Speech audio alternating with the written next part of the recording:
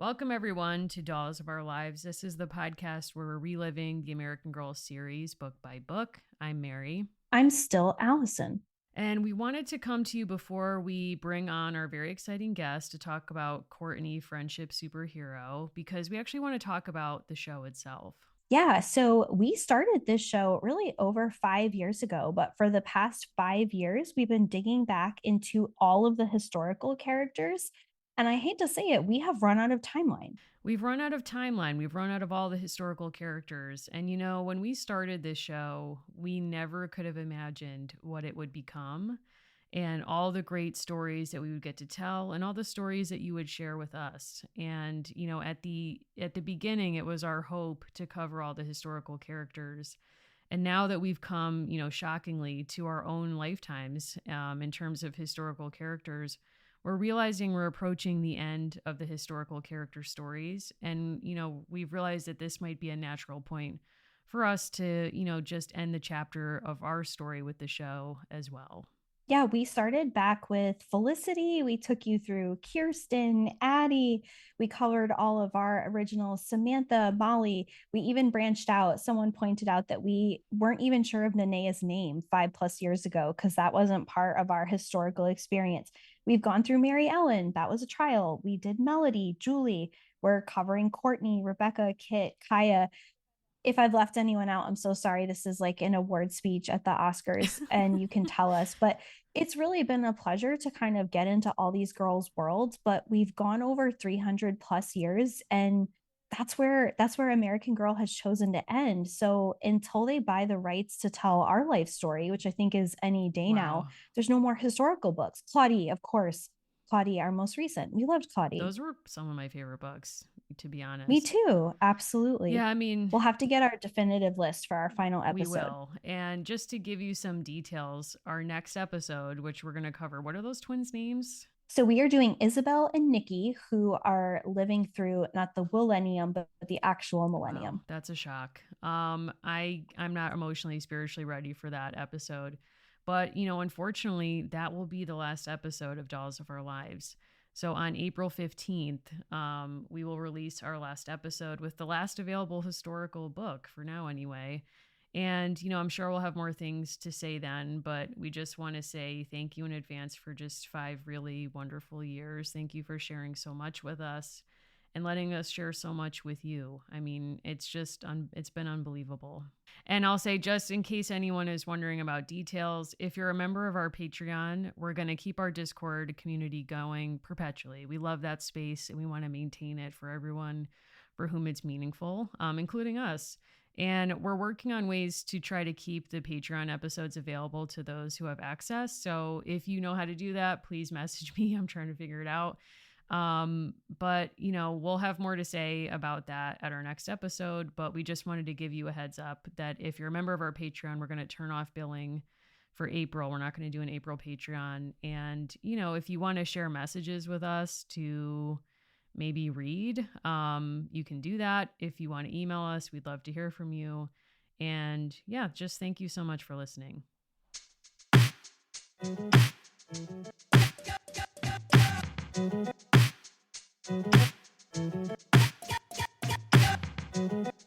Okay, wow, everyone, we're so excited. We have a huge guest with us today, like someone we've wanted on the show for years. And, Myrna, you're finally here. Allison, I think you have a little introduction for us. I do. If you remember way back when the Courtney character was first introduced, we were being asked hard questions about things like Pac Man, and we were able to talk generally about American Girl. But we've had our forum open for years. And 3 years ago, almost to the day, Myrna Moretti, who is Wow. a PhD candidate at Northwestern, who researches women's culture, emerging technology, said, I am the person to talk about Courtney more with you. I know all about gaming. I've studied the HIV crisis. I am the person for you. And because my brain does not work the way it would be helpful in real life, I remembered this little nugget in our Gmail from all those years ago. We emailed Myrna, and here she is today. Yay. I'm so excited to be Myrna, here and to wow. chat about Courtney and this interesting set of books that American Girl has put into the world. Woo! Sure did.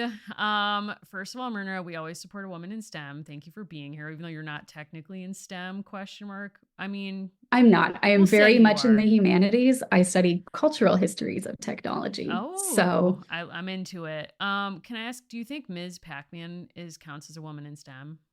sure, we'll take everyone we Okay. can get. I say we, I'm not in STEM, but I assume they'll take everyone they can We'll get. we'll assume. I mean, I have a smartphone. I assume that makes me a woman in STEM. But Myrna, can you take us on your journey? Like, what is your American Girl journey, and also how did you get into studying what you study? So, like every good girl in the 90s, I loved American Girl, needed to have one of Right. the dolls. So I had a Samantha. Don't throw me off right now. We're not No. judging Um, you. and but I never actually really loved the books as much. I was more into the Molly books, but Samantha had nicer outfits to my 9-year-old brain. Fair. And the magazine was where it was really at for me. I loved the Totally American Girl agree. magazine. So solid. Oh I my even God, tried to rope yes. friends into doing some of the plays that the magazines printed. They just weren't Did they really up come? to the task. No one really was as Wow. committed. Wow. What sign are you? This feels like a Leo energy or Scorpio. No, I'm a Capricorn. So Oh, wow. You say that with such shame. I don't even know what that means, but wow. Okay. So you were a Samantha who loved the magazine. You're doing plays. hmm And so that led me to film school, which I found that I had Wow. no interest in being on film sets, but great affection for doing film history. And Hmm. then sort of led me sideways into looking at, I mean, I loved the 80s as a sort of cultural moment, but the more that I actually was studying it on a sort of academic level, the more that I started thinking, oh, there's a lot of really weird things going on here that we don't actually have a lot of cultural history about, and especially cultural history that focuses on women and people of color. So spent a number of years working on HIV/AIDS and thinking about what our current understanding looks like, why it's so Hmm. particularly focused in the 80s, especially when it's still an ongoing situation. And Right. then into my PhD and now almost on my dissertation. I'm sending it in next Yay. week. So if I if words fail Congratulations. me, it's because I am just in the weeds of endless citations right now. Oh my Um, God. and found that there was this whole cultural history of technology in the 80s that really hasn't gotten a ton of attention, and that there's such a discourse about male gamers and male computer geeks, and but women were having these conversations too, and girls were having these conversations too. So the first Courtney book is not totally anachronistic in the sense of her being so interested in video games. There was lots of precedent for that at the time and even Hmm. earlier. So were there video games marketed to girls in that period? Yes. So, I mean, for example, Atari in some of their early marketing campaigns when they were starting to get consoles into houses in the late 70s and early 80s, if you watch the campaigns, they oftentimes feature young girls just as much as they feature boys.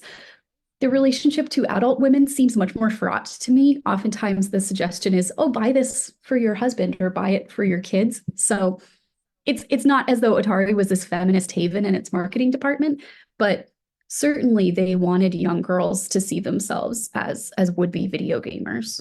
Early on, like in a way that surprised me in the series, Courtney doesn't just see herself as a consumer. She wants to make her own characters. How does Yes. that kind of fit into the way that marketing was done or the way that maybe education and arcade culture was in her time? I mean, that to me seems like the bigger leap. From what I've seen, I have never seen marketing Hmm. about designing video games so much, certainly not until later in the decade. But that having been said, I mean, Sierra Online was a huge producer of video games, and one of their main creative forces was a woman named Roberta Williams, who was not a programmer at all, but she would design the computer games in her kitchen, sitting at the table. I Oh mean, which my is God, that's that's amazing. obviously such a loaded feminine space for her to be in the kitchen. But when you see covers of like Wired in the 90s with the history of tech, it's all men. And then Roberta is there Hmm. in the picture. So she was really central, and she was designing the game similar to how Courtney is doing with seemingly no functional knowledge of computers or video games or programming. And I mean, certainly Williams built up knowledge as she went. Courtney still seems very technologically ill-equipped. But that having been said, that was something that surprised me a little bit in the book because lots of schools had computers in the 80s. It seems like Courtney is at a pretty affluent school, so it seemed a bit odd. And to say nothing of the fact that, magazines like 17, for example, that maybe not Courtney, but Tina is probably reading, they were calling out to girls in the 80s, like, you should learn how to use a computer. The computer revolution, as it was called, is coming. And there's a contest for designing computer games later on in the decade. So wow, it's sort of in the mix, but not really central at the same time. So you're joining us after we've read book one. Like, what is your hot take on book one before we dive into, I don't even know how to describe book two. I think that my generous read on both books is that they hit the mark for the age that they're geared at. I think for like a 9-year-old, I'm like, okay, this is kind of cool. For me as a 30-year-old, I'm like, or 32-year-old, I'm like, oh, no, this could have done more. But it seems like it's too much detail and it's too much historical context for the actual reader of the book. Interesting. Yes. I mean, are you ready to dive into Friendship Superhero with us? Which is such a truly wild, grammatically strange name for the book. Do you think that these illustrations are AI? Okay, they were creeping me out. And I was listening to your podcast last week and I had the exact same reaction to the illustrations. They are uncannily distracting. They're utterly bizarre. I keep staring at them, like the illustration of the pool party on page 29 of this book. I'm just like, what is this? Like, I don't understand. Like, this probably took way more effort than staging real kids at a pool. Yes. Right? It seems very strange to me because some of them look real and some of them look like computer generated or like hyper realistic images all put together. The mom looks like she wandered out of Stranger Things. So absolutely fair. I mean, can I just say, so we're going to get into this book now. And like, Allison, do you have a summary for this or are we just like diving in? I am happy to give a summary because I think it's important that people know how much the summary and the early chapters of this book do not tell you what is going to happen to you the rest of the book. Is that fair? I mean, that's entirely fair. Courtney suited up for an epic adventure. Just like Crystal Starshooter, that's her character she's created, the video game hero she invented. Crystal is brave and bold and doesn't back down. Courtney tries to do the same in real life. When Courtney meets Isaac Wells at the arcade, they form an epic friendship. Isaac has awesome ideas to add to Crystal Starshooter's game world, and he gets along great with Sarah and Kip, Courtney's two best friends. When Isaac needs help fighting a real battle called HIV, Courtney's quick to support him, but doing so puts her friendship with Sarah at risk. Being brave and bold is complicated. What would a superhero do? I don't know that we get the answer from this book. I'll just say that. But I want to just say to the two of you, the moment when my heart stopped / I knew this book was going to do me wrong was literally on page 1. When we are confronted with an illustration opposed from the chapter chapter 1 called Hands Across America, which is, to my mind, and you can correct me if I'm wrong, Myrna, the most nonsensical charity organization that happened in the 80s. And that's really saying something. There were so many celebrity charitable like attempts in the 80s. But to open on Hands Across America, like that's either the boldest move, like the wildest move. What do we all make of this? I mean, for me, not remembering the 80s, I sort of felt like, yeah, this is a bit of a deep track, especially because it's not evidently Hands Across America didn't really do very much. I did feel like it wrapped up nicely at the end with them holding hands with the boy with HIV. So I appreciated the patness of that. She did close the loop. That's right. I think part of the value of earlier historical characters is, say, if you weren't Swedish, you got thrown into Kirsten's world, right? with Marta's death, with the candles, with the St. Lucia's Day. The thing that, like, reading this book and then kind of rereading them to prepare for our discussion, that I kept thinking about is that Courtney's culture is pop culture. We have no sense of Courtney's ancestry. I'm not saying that you need to do a 23andMe to give me a compelling historical character for this series.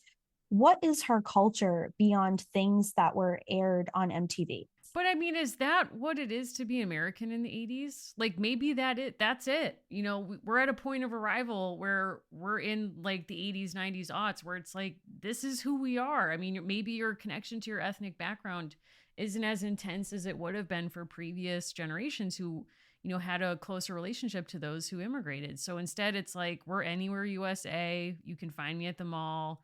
My ancestry is, you know, mall madness. Like, those are my heirlooms. Like, I don't know. Maybe that's where we are. Berna, your thoughts? I think probably that's true. I mean, I think Courtney and her family seem like a pretty flattened white experience. And I do think that California, are they supposed to be in the valley or something like the valley? I believe so. So, I mean, I think that that is the sort of cultural backdrop that they're trying to evoke. Maybe her stepfather has some Italian American background that we're not getting into, Okay. but I do think that's fair to say that it's a pretty ethnically flattened experience at this point. And I think that Hands Across America not only allows for a closing of the loop at the end of the story, but it also, I think, is so metaphorically apt for the 80s, like for the excess of the 80s, that there was a charitable attempt or organization. And literally, if you're not familiar with this, it was a moment when people were like, we are going to solve homelessness. Like, we're on it. We figured it out.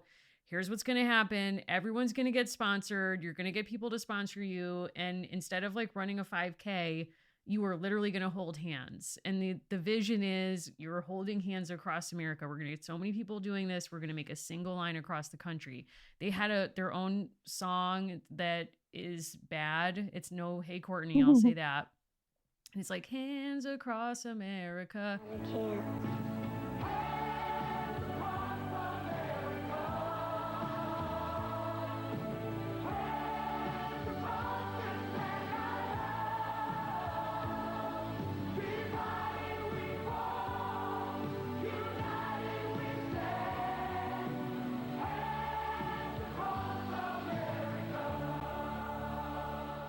When I taught the US survey, I made those kids watch this video because it's like every weird 80s celebrity holding hands and singing the song to try to get people excited about doing this. And basically it's like the ice water challenge, the ice bucket challenge of the 80s. Like you're affluent enough that you're like, I want to help homeless people, but in the course of doing that, I will not see any homeless person. I will not have to confront issues of class or privilege. I will hold hands with a stranger, which is traumatic enough. And then I'm going about my life at the mall.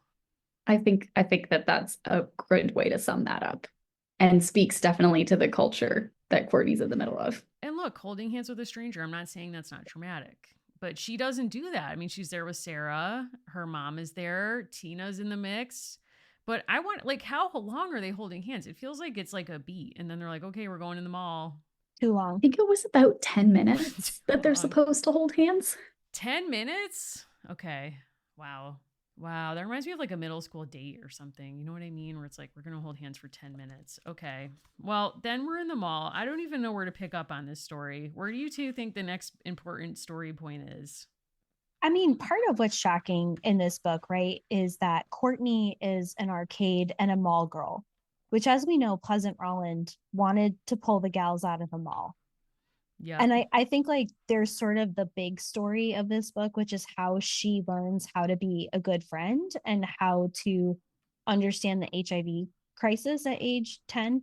But that is like the bulk of the book towards the end. The early part of the book has what I think you can either see as like a fascinating or clumsy moment where we finally get her out of the arcade where she meets new friend Isaac. We finally get her out of the mall and the American Girl catalog arrives. And I'm curious, like, how you all read that as people who both like actually experienced this as a person who lived some part in the 80s and into the 90s and just as fiction. It was awkward.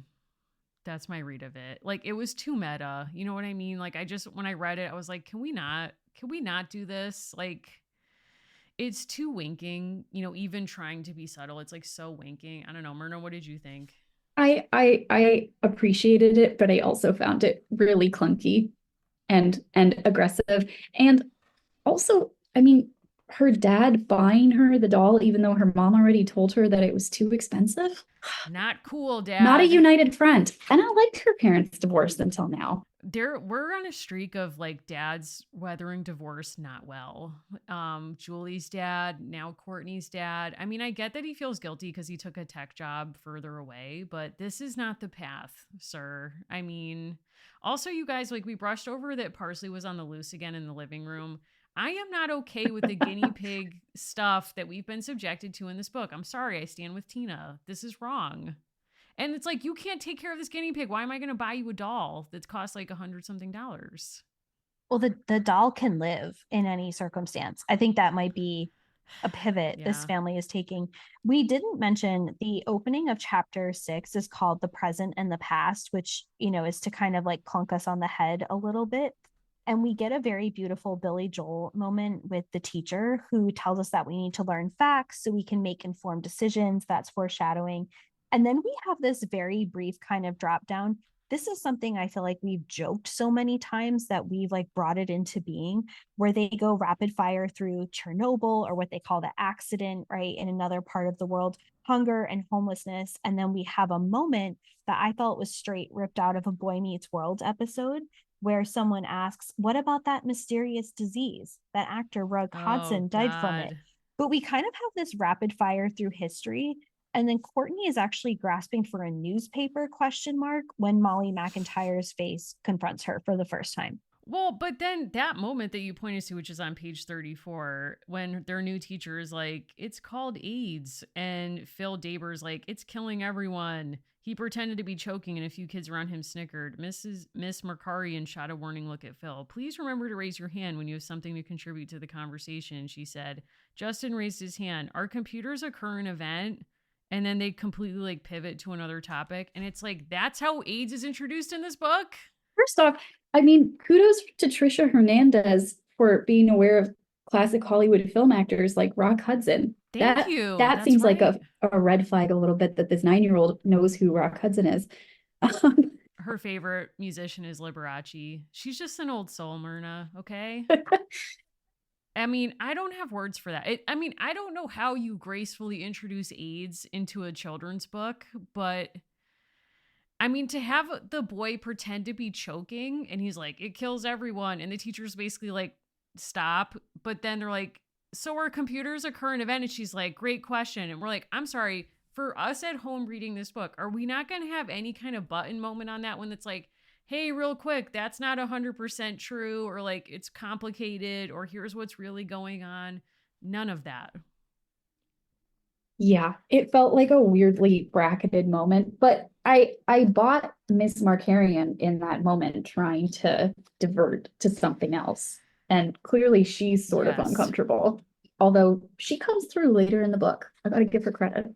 I think she's on the side of the angels. I think she's like pro AIDS awareness, pro like being sympathetic. But I kind of wonder from your perspective, like, is this a conversation? Is this an exchange that would have happened in a classroom in 1984? Honestly, I think so. I actually thought that this book did without jumping the gun too much into all the HIV and AIDS politics that this book is covering. I actually think it did a pretty solid job of airing all of these different perspectives, especially the moral panic that's getting spouted out of these children's mouths because they're probably hearing it at home.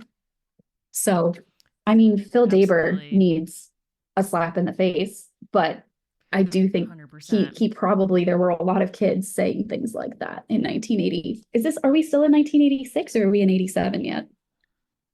We should still be in 86, I believe. I think we're in 86, and we also passed over an important event because, frankly, the book passed over it, and that's that Mom lost her mayoral election, everyone. Yes. Heartbreaking. Like, heartbreaking. We get no details of what went down in this campaign.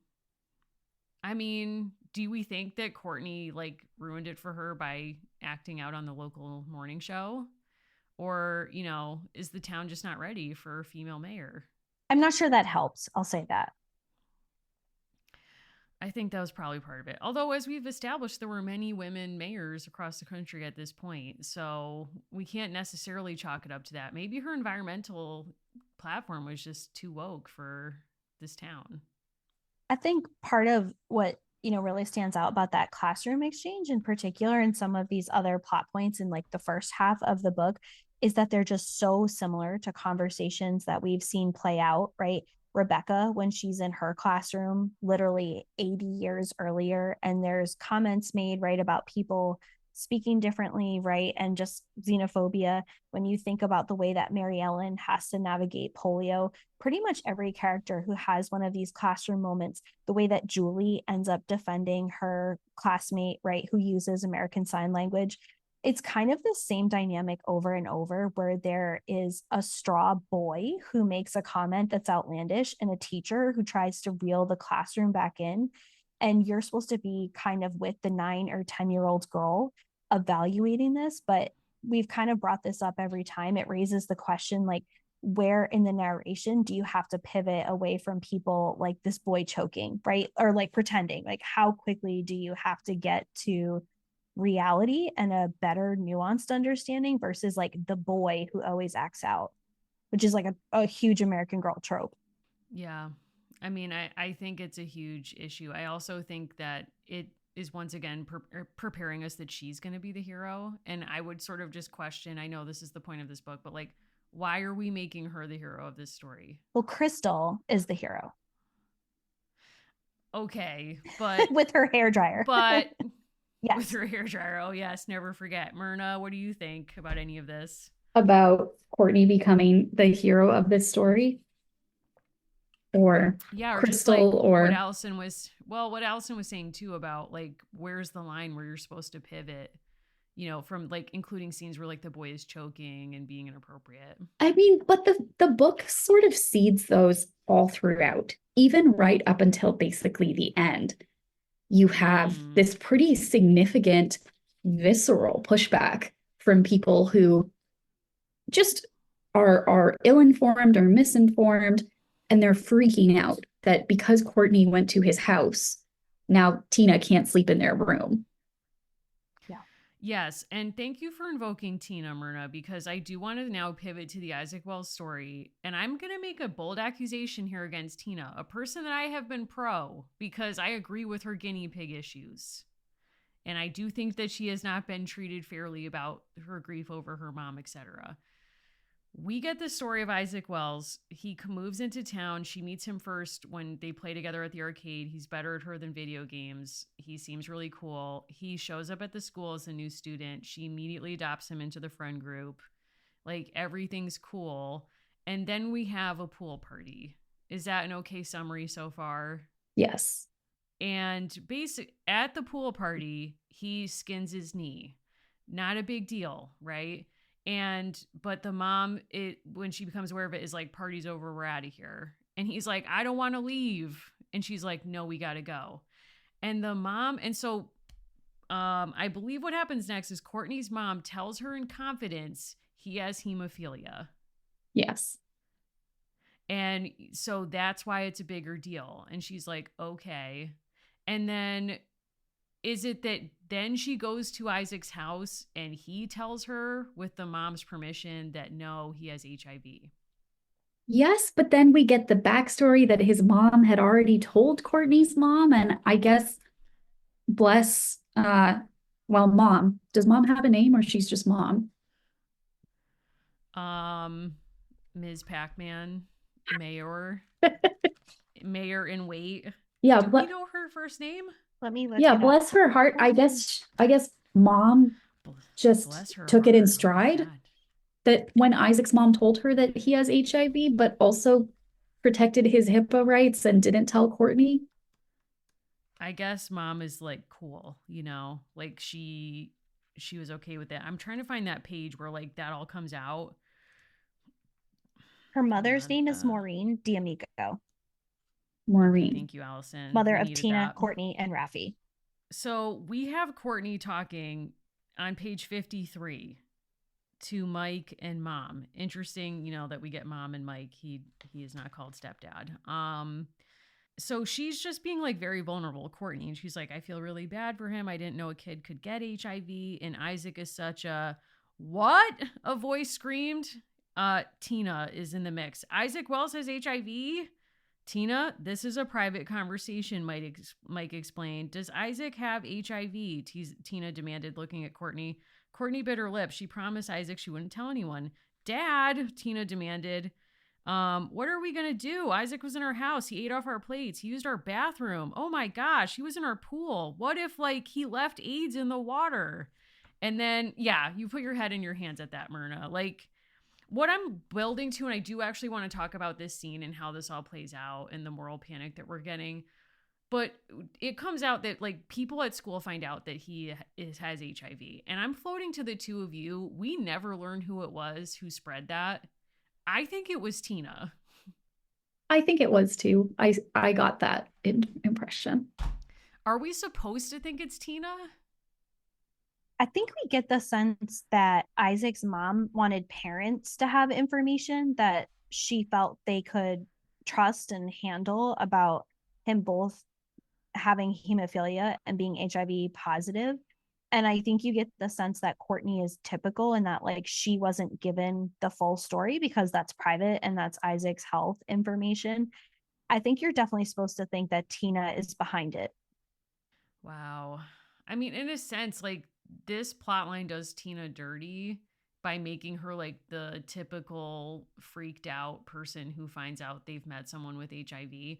But, you know, Myrna, like, what do you make of this choice? And what do you make of Tina's reaction? Like, how typical is it? What is it playing into in terms of like the real kinds of panics people had in that time or misinformation they're operating under? I mean, I think that this is honestly really realistic. And Yeah. we see this. I mean, the end of the book talks about how Isaac is pretty clearly based significantly on Ryan White. And we could talk about that. The Ray brothers are another case of children who had HIV. And that's all bracketing the fact that that was significantly unlikely. It was very, very rare in the US. But I mean, the responses in some communities to these children and at schools was just apoplectic. People were freaking out because there was so little understanding of how it was transmitted. So people were treating it like the common cold that could kill you, which of course isn't true. But in the early 80s and the mid 80s, especially in suburban America, everyone was very, very freaked out if this was perceived as something in their milieu, because that's something that happens to those people, other people. This doesn't happen to us. And I do think that, you know, for the purposes of the narrative and sharing information, I mean, this was such a common structure in like very special episodes on TV and in films. And so they have to set up these people who are so clearly ill-informed in order to provide knowledge, which of course provides the audience with knowledge that it's, oh, okay, it's understandable how you would feel this way, having this very emotional reaction. Now let us educate you on how this actually works and why you don't need to be afraid of this poor boy. I would love to know how much of this was storyboarded during 2020 and into 2021, because a huge part of the premise of this book is that when people have information about public health, they act rationally and make good decisions.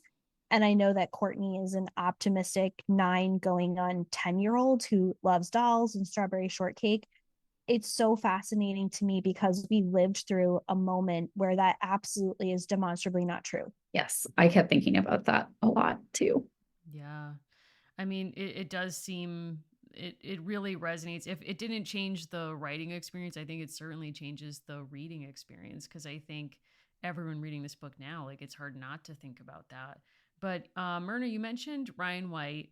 I'm wondering if you could talk a little bit about who he was for folks who may not be familiar and his experience. I genuinely, when I put this book down, first of all, I was really mad. I'll just say that.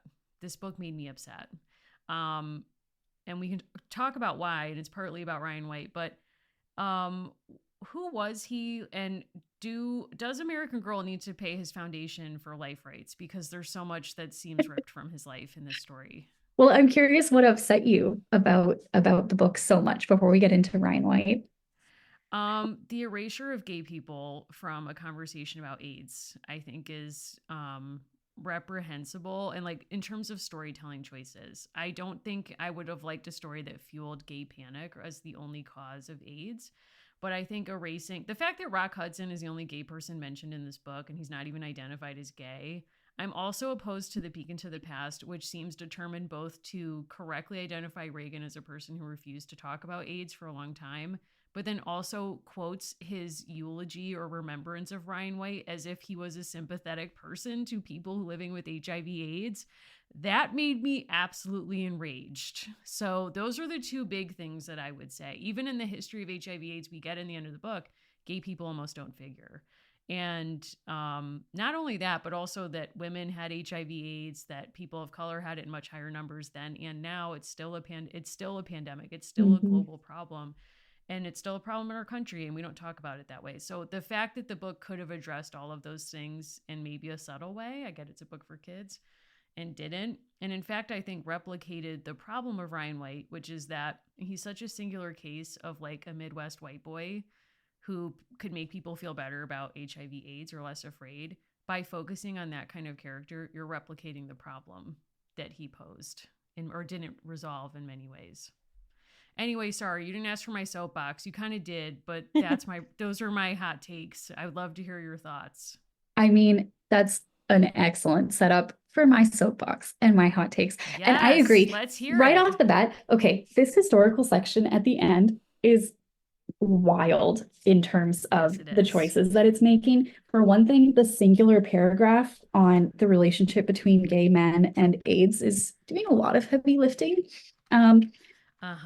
To say nothing of the fact of like, I think what's difficult is that I don't think the book is bad. I think that it is age appropriate, and I think that it sets up a lot of relevant concerns. And I think that it in some ways is actually saying the right thing in making it everyone else's responsibility to temper their response and to educate themselves, and making it this white, I assume that she doesn't have HIV, girl's responsibility to build community education. I mean, that's exactly what allies should be doing. So in that way, I was on board for it, that I was like, oh, we're not putting all the labor of educating everybody onto Isaac. I was on board with that, but dun dun dun, girls. Okay. So give it to us straight. What's going on? Okay. First off, Reagan is a bastard, and may he burn in hell for so many things, but especially for this. Wow.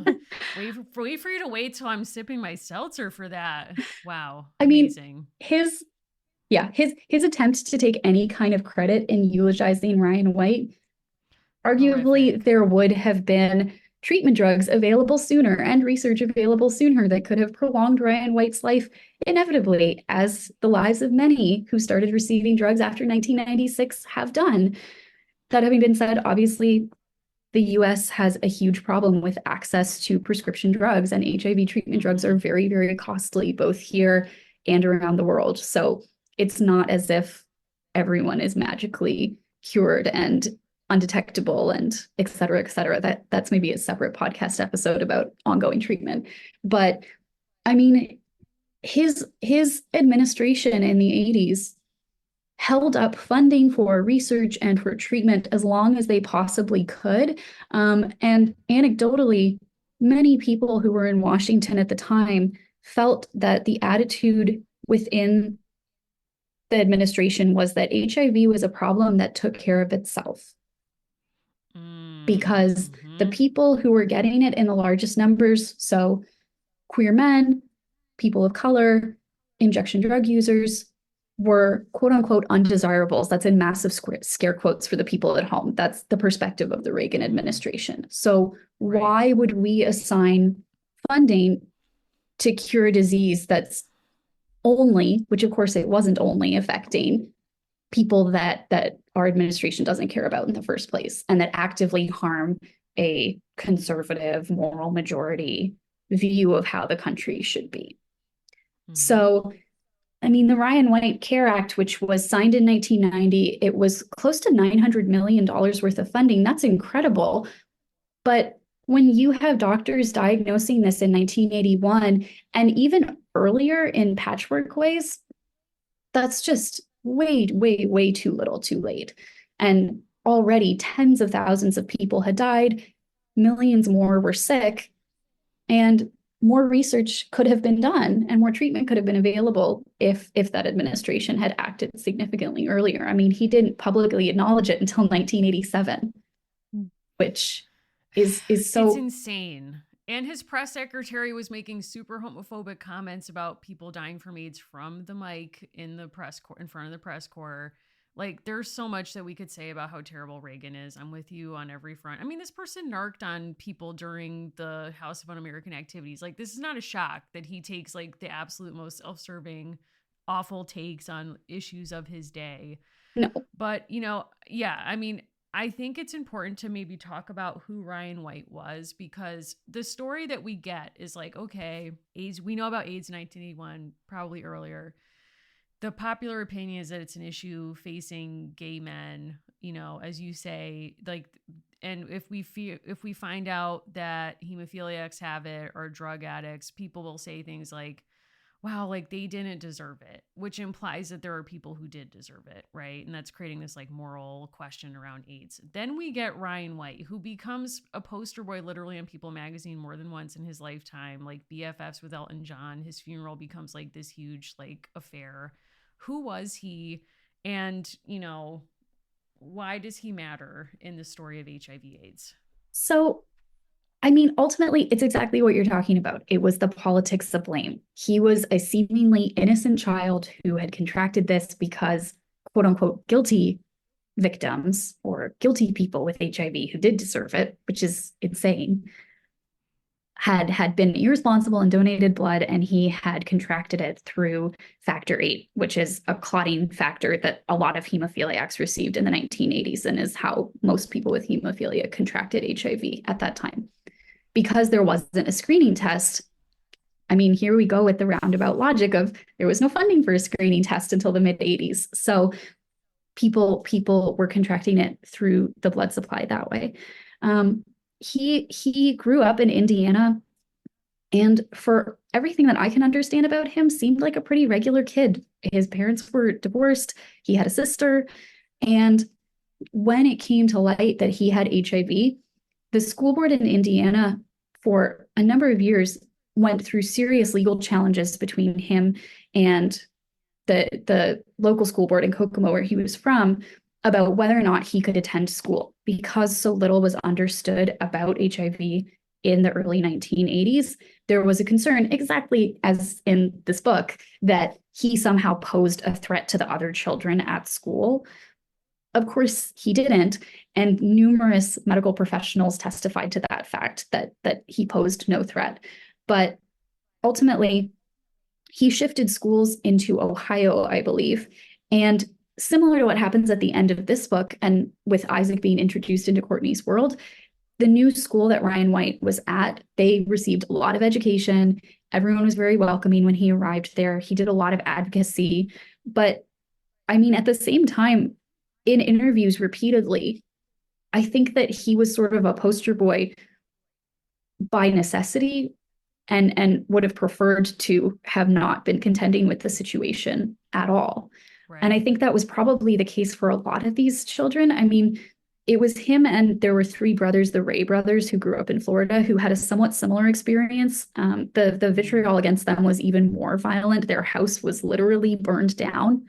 So, oh my God, this was not common, but it was very publicized because these were sympathetic people compared to, as was the perception among some in the 1980s, gay men who had done this to themselves, who had taken risks and done this to themselves, whereas it was perceived that, well, this is a child who did nothing wrong and couldn't help it.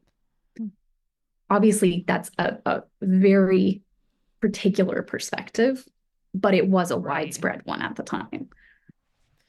there's a website, I don't know if you've been on it, I'm sure you have, that's the Ryan White HIV/AIDS program site that has audio of his mom describing his experiences, and it's really moving to hear her describe it.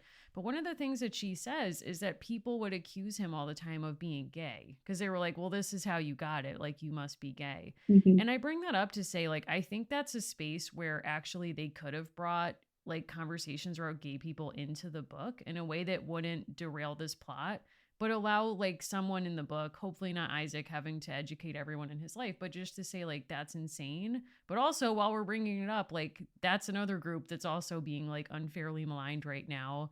You know what I mean? Like I think there would be moments where it's like that really happened to him, and that's not in this. They didn't take that part to put it in the story.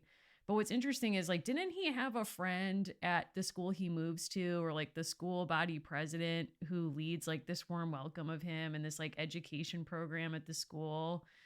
Does that sound familiar to you guys? Like, is that a plot line perhaps in this book?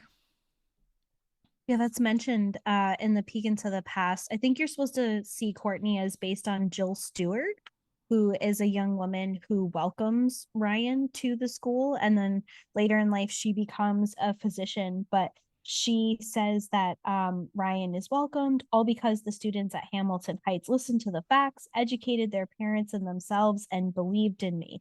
And Jill is given some credit for really kind of like setting that standard, which, like a lot of things in American Girl, is actually really sad when you think about it, that adults, right, weren't willing to take that on, but that he had to be grateful that a person he'd never met, the student body president, was willing to educate people about HIV.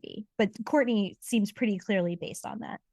I mean, was that something was that a singular case with Ryan White? I mean, do you think that like kids in that period were playing a role in public awareness around HIV/AIDS? I mean, honestly, not really, because as much as Ryan White was publicized so heavily at the time, and I mean, there was a made for TV movie about him with Lucas Has. You can find it, it's streaming online. It's um, horrifically boring. But no, because there was such a low prevalence of children with HIV, because Right. this was very uncommon. And so the fact that it became such a central narrative was really more because it was politically expedient, because you Mm, could get funding through on state levels, which was what initially was happening until there was the Ryan White Care Act and there was more federal funding. You could get more state funding with these more sympathetic, albeit exceedingly rare cases, as the visible face of this campaign. mm. Yeah, I mean, it's a heartbreaking story. I do think I really like what you said earlier, Myrna, about like that this is a really good book, like in its own world. Like if you just take it on its own, it's like this is a pretty good way of like educating kids about HIV/AIDS, like in this time, like set in this time period. Like I don't have any major issues with how the story unfolds. Like I think it's really sweet that it ends with them like almost replicating Hands Across America when he arrives at school, back at school, and everyone's been educated by her tip sheet about facts about HIV/AIDS. Like that's really moving and powerful. And I think inspirational. You can imagine kids reading this thinking like, wow, I could make a change like that. I could be a source of empathy and kindness. However, I think it's like as an adult reading this, I think it's sort of like the road not taken. That's what's bothering me about the book, you know, like are they kind of like repeating the sins of the past by focusing on a story of like a really palatable, like, you know, really sweet, like white boy who has hemophilia rather than tell HIV/AIDS story in the 80s a different way? I think so. I did get the sense both from the history section and from the singular reference to Rock Hudson that this book and the author, and probably Pleasant Company, to be fair, seems really nervous about queerness, or, you know, Yeah. about gay men in this moment. I mean, the really more radical decision would have been to have like Mr. Garcia gets HIV and gets fired, Mm. Whoa. because he's kind Okay, of but that queer wouldn't. coded in the first book. He is. He absolutely is. So 100%. to me, that would be the more radical decision. And you can still keep Courtney's public education. Again, as I agree with you, as problematic as it is that this 9-year-old needs to be educating the adults, but Yeah. it would force the issue a little bit more. But I think that they were so nervous about getting into those politics because maybe they felt like then they would have to talk about how he would have contracted it or whatever. I read a few reviews where people rated this very low, and part of their criticism, and it's interesting to think that people who are products of this era, who probably didn't have a Courtney at their school, are now maybe reading it with their children.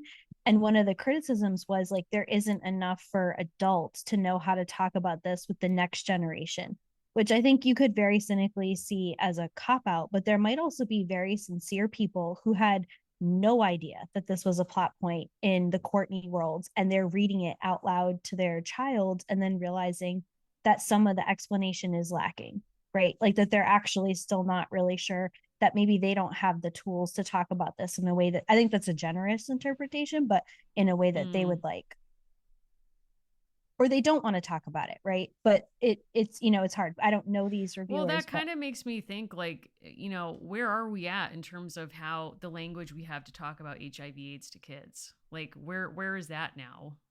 I mean, I'm curious, and I don't do public health stuff, so I'm not sure how this is taught in elementary schools anymore.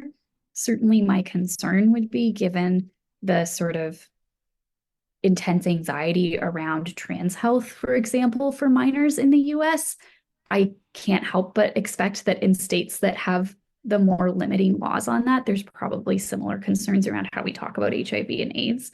And that's just a speculation. But I mean, it's also, we're just in a radically different place now.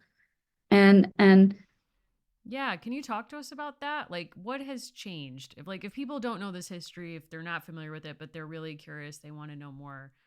What's the trajectory? I mean, so the big change happens in the mid 90s when you start to get things like combination drugs, things like heart, which really changed the way that treatment works. And before that, treatment was really, really limited. If you could access treatment, it still was staving off the inevitable. Oftentimes, it wouldn't necessarily work for people, or it would still make you sick in a host of other ways. Now, people who have HIV who can access treatment are living pretty full and pretty normal lives. And I think that for us to be driving in big cities and you see posters for things like PrEP, which is pre-exposure prophylaxis, so it's a pharmaceutical option for people who are going to be having sex with someone who is positive and want to protect themselves. I mean, that's inconceivable. Even 15, 20 years ago, that you would have posters that are so obviously coded for a particular person to see that and know that those options are available. And that if you aren't in the loop, you probably have no idea what PrEP is. And there's still a lot of doctors that don't know enough about it, and that don't know how to prescribe it properly, but that's also getting better.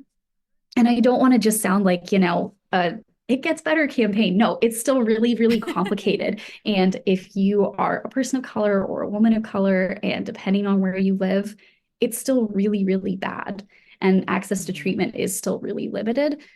But that having been said, I do think that there's also been some radical changes. And so that's why I am curious what the logic was for the creators of this book, that they were so carefully tiptoeing around this issue of HIV. Because quite frankly, my sense is that if anyone was that up in arms about it, they probably wouldn't have bought this book for their child in the first place. Something we haven't seen, I don't think, since the Kaya series, which like very much front loaded that they had a team of experts consulting on a lot of topics. This book has a front cover that is about the author, Kellen Hertz, and it also has about the advisor, which is really rare in American Girl. And the advisor was Dr. Victoria Hardin, who was the founding director emerita of the National Institutes of Health History and Stettin Museum. And she's the author of AIDS at 30, A History, which I think is a signal to adults. This was really well researched. I'll just say, too, there's a great piece in Time. It's part of the Made by History series by Paul Renfro, and he's coming out with a book this year called The Life and Death of Ryan White. AIDS Inequality in America. That's a 2024 publication. And it talks about a lot of the issues that you're mentioning and the history of the CDC, but it talks about Ryan White's legacy on World AIDS Day, kind of how he came to stand in. What surprised me too is this book is self-referential. They know who Ryan White is in Courtney's world. Yeah, I think that's really interesting, and that book is on my to read list. So I'm really interested to kind of see what that's all about. I'm curious too about kind of like the PR around AIDS. Like I think you can see so much great protest artworks from the 80s and 90s about HIV/AIDS, and I was looking at some in the Whitney collection. A great poster by let me get the artist name here. Grand Fury from 1988. All people with AIDS are innocent. So kind of speaking back to this mapping of morality onto like there are people who are deserving and not. Mm-hmm. But the PR around AIDS, is it me or does it seem like in the 90s and early aughts significantly there's a pivot to like HIV/AIDS is a air quotes global problem. It's not here. Like we have Bono, the One campaign, like all this other stuff that's like this is a problem in Africa. This is a third world, developing world problem. That's not a problem here anymore. It seems like it's trying to make us displace HIV/AIDS as like we solved it because we have these pharmaceutical treatments available that you just described. Like, am I dreaming this or is that something that has happened? No, that totally happened. I mean, I think there was just a sort of honestly loss of steam. I think that the activists who were really, really in the mix in the mid 80s through the early 90s. I mean, some of them passed because they were waiting for treatment. And a lot of them moved into different ventures. I mean, especially the people in New York who were really, really highly visible. In a funny way, it came back around that it was excellent professionalization for them. And I don't say that cynically, but just a simple fact of their being so politically engaged for so long opened up possibilities that didn't necessarily need to be sustained within the group contexts of things like ACT UP or within things like GMHC, which was the Gay Men's Health Crisis, which was a really significant advocacy group. So I do think it just sort of dispersed a little bit. And the urgency turned down a little bit. Not to say that that's necessarily true. There is still significant urgency, but the energy shifted. Do you think something similar has happened or is happening with COVID? No, honestly, I don't. Again, not to say that it wouldn't be justified. And certainly I see to some extent advocates around long COVID, but I think that, and I couldn't help but think about it when I was reading the book too, especially this point about children needing to educate their parents. I mean, I think everyone that went through COVID would get that sense. But on the other hand, other than the sort of initial frantic anxiety about COVID, it's just different because ultimately most people did get COVID and most people survived, whereas the perception in this moment in the 80s where we are with Courtney is most people are not getting this and no one is surviving. Mm-hmm. So I think the terror is just different and the moral stakes of it felt different. I think that's a really good point, really good comparison. I'm realizing that, we've been having a very heavy conversation about HIV/AIDS, an important one, but we haven't really talked too much about video games. Like, is there more that you wanted to share with us that you think would be interesting to know about kind of video games in this period or Courtney's interaction with them? I mean, I think one of the things that's really interesting is that Courtney in this moment is part of an actually, I'm trying to think what the word is, a sort of petering out generation for women in video games at that moment in terms of what marketing was looking like. So this isn't necessarily actual players, but in terms of what we can actually gauge about larger cultural discussions and marketing and that sort of things, there was a lot of coverage of girls and young women playing console games at arcades. And certainly in marketing for early home consoles, girls were being hailed just as much as young boys. And then once you get into the later 80s and early 90s, and I'm not sure why this decision was made. I mean, the early video game industry sort of crumbled and then reformed around Nintendo and Xbox in the early 90s, it really started to hew more closely to young boys specifically as consumers. And so into the mid and late 90s, video gaming becomes a lot more gendered, at least from the industry side. Obviously, girls played computer games and they played Nintendo and they played Game Boys. But for the industry's money, they were really pursuing boys. And if they happened to get girls, then that was a bonus. And if they were getting girls, they had really, really gendered games. So they had Barbie games, for example. And then into the early 2000s, then we start to get more internet games, flash games. And it's funny because the American Girl website actually had a lot of them. So in 15 more years, when we get like Melissa 2001 and she has to deal with 9/11, she'll probably go on the American Girl website and play Molly Route 66 while she's at it. Wow. Imagine if like that's how someone dealt with 9/11. They were just like, I'm getting right on the American Girl website. I need Route 66. I need Molly to feel safe. Oh my God. So wow. It's sort of funny that Courtney, as much as she's presented as really interested in arcade games, 1986 is when a lot of arcades were starting to close. And it was sort of the last hurrah of a lot of these establishments. So in some ways, it feels actually a slightly late narrative to me, but I can understand. I think they wanted to make it 1986 for the company starting in 1986. That was my guess anyway. And now, like, when do girls become a factor for game industry people? Are they a factor? I don't know so much about the game industry now, but obviously there's been a huge push to get girls into STEM, to get girls coding. The cynical part of me thinks that it's virtue signaling, because we know that even with that push in the early 2000s, that there was actually a reduction in women seeking higher education in computer science and programming. So it's a push that didn't affect anything and actually is countervened by the data. Who can say what, 10, 12-year-olds now will do? And part of me sort of thinks that, again, the very generous reading that I have of Courtney is that there's something nice that this is just play and that she doesn't need to figure out her career when she's 10. That's my very generous reading of it. And my skeptical reading of it is, why doesn't this girl have access to a computer at her very rich elementary school? Or from her dad. Hello, software engineer. He could build her a computer. Yeah, don't get her a Molly, get her a computer.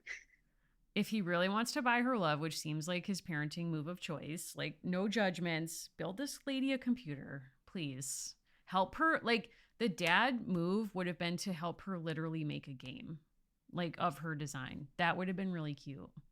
He does teach her to type because she makes the flyers, spread facts, not fear, on a computer. That's true. That's true. He does do that. It's like her printing press moment. I was completely shocked that when she receives a Molly, that the author chooses not to really make that a climax of the book, but she says that she'd forgotten about Molly, even though she'd already been given the book. And I thought one of the most like interesting and strange messages of this book is that like American Girl will drop out of your life when you're going through it, and you might just happen to come back to it later. Like, American Girl is not a solace for her. She says she forgot about Molly, and then she's pleasantly surprised to get it under like a pre-Christmas tree. I don't know what to make of that. They were tempering it. Maybe in the focus group, someone was like, this is too much, guys. Tone it She says, down. I haven't thought about Molly in a while. It's like only a month has elapsed in all of this. But what if the focus group was like, the consumption is too conspicuous, you guys need to chill out? And they're like, okay, got it, no problem. Bring in the HIV plot line. That'll bring it down. That'll bring everybody down. What if, like, in a moment of stress, like when she first finds out about her friend being sick and the discrimination, she comes home and like undoes all of Molly's braids? And then like a few weeks later, she's like, oh my God, what was I thinking? And then she, like, with Sarah, when they're reunited as friends, they both try to like rebraid Molly's hair. And they're like, we can never do it like it was. You know what I mean? Wouldn't that have been a powerful plot line? You guys are just staring at me. Like, Well, No. she comes down. The final scene of the book, as you say, is like a nice wraparound to the Hands Across America, where she's holding hands with Isaac, and she's had a falling out with Sarah, but they're back together, and she says, "We just need the truth." And I think a kind of like interesting aspect of this book is this idea of like facts and truth are what really matter, and fiction is kind of for later, which is an odd take from a fiction company. In a fictional book. Hmm. But they still have their like little, very selective version of the facts at the end of the book. Very true. Very true. I So, gotta find that. I mean, I will say AIDS at 30 is a solid little history. So can't throw Victoria Harden under the bus on that one. That's No, good. and I can't imagine how many people had to approve of the way that this was written about. And something we didn't mention is Courtney has an incident where someone writes that she's Isaac's girlfriend on her locker, right? And she really deals with a lot of brunt of like the hatred towards Isaac gets redirected at her. And I think, unlike some other American Girl characters, part of where she really steps up is she's almost forced to in some ways because people are really mistreating her horribly at the school. Including her best friend. Yep, including Sarah, Tina, who, you know, may or may not be the person who's like spreading misinformation about her friend Isaac. She's dealing with all of those things. Other reviewers pointed out too that this is not the first time that there's like a really strange dynamic that has like a quick resolution, like what happens between her and Sarah, and that this might have played out very differently if, for example, like two of the plot lines in this book got to be their own book as opposed to like really rushed together. Like typically the climactic moment of receiving a doll, that would be a surprise book, not a saves the day book plus a lesson book, like shoved into 100-page package. Yeah, I buy that. I appreciate that Kip is a real one, especially since he's the video camera wielding friend. I mean, if we're thinking about the broader technological landscape of the book, I I think Kip is a little unsung in our discussion of the book. So just want to give Kip his due. Please do. What do you want to say about Kip? Mainly that I appreciate that well, for one thing, I'm pretty sure that he's coded as biracial. So we've got that. We've got some like low key, it's not really doing a whole lot, but at least we have another character of color here. And I mean, the video camera that he would have been using in the mid 80s, that is a heavy camera. So for a 9-year-old to be wielding this to spread facts about HIV, go Kip. We're here for it. Yeah. I mean, an emerging documentary filmmaker. Like he knows like when it's going to be moving. He's like, let's throw together a package. Let's put a montage together. Like they're doing this like interview with Isaac to humanize him, like emerging producer, if I may say. Like he has a lot of skill sets that he's bringing to this project. Well, and I have to say, I mean, I don't want to take us too much into the weeds of that history, but it is actually pretty on point within what was happening for gay activists and their allies at that moment to be using the computer for education, to be using a lot of video, both for like video art, but also for documentaries, for cable access shows. I mean, the coincidence of HIV happening at the moment that you also have all of this technology emerging is pretty significant for the larger cultural responses to it. Do you want to say more about that? Like, are there significant examples that you think made a big impact? Well, I mean, I think for one thing, it was with video, you had cable access shows, especially in New York and in California, that were geared towards the queer population. So spreading education about how to check yourself for certain things, about how to access resources, and also just about mental wellness and community. Obviously, when you're that sick and when a lot of people around you are that sick, it's really, really isolating and it's really traumatizing. So the shows were doing a lot of different kinds of work. But then you also get people like Giancarlo Musto, people like Greg Bordowitz, who is still alive, and his collection is at the Art Institute in Chicago, and he teaches there. Although I think he actually just switched to a job at the Whitney, so he might be in New York. But so much of his work was about really challenging perceptions of a person that had HIV and showing that they could be angry and they could be funny and they could be sexy. So it's pretty radical and significant work, and also doing just documenting work of what was actually happening, because so many people were not going to live to see the other side of that crisis. And then with the computers, for one thing, a lot of early bulletin board systems, so that's sort of early pre-chat room networked communication online, was actually being used by people with HIV or people within the queer communities in those moments to share resources, to share education, to share when real person support groups would be happening. And so you have a lot of young people being impacted by something, a lot of young men. They're also the people that know how to use computers in that moment. And early copyright law around the internet in some ways got shaped by HIV education because, of course, there were some politicians who felt that it was pornographic, even though it was simply factual information about how to protect yourself and the people around you from contracting HIV. Kate McKinney and Marika Seafor are a couple of people who are working on this, and their work is just incredible in terms of linking that political and medical history with the technological changes that were happening.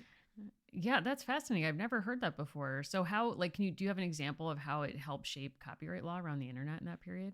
I do not, but I will find the video of Kate McKinney talking about it. And if you want to link it in the show notes, it's a lecture and people can watch it. I will absolutely watch. Yeah. I mean, that sounds really fascinating. And I think that's a great point too, that I think a lot of people, you know, and within gay history or queer history are like, oh, like it's, we don't want to lean too much on HIV/AIDS history in the 80s or whatever, like it's been so done. But my response to that is I'm always learning new things about this history all the time. I think like it's a tip of the iceberg. There's still so much more.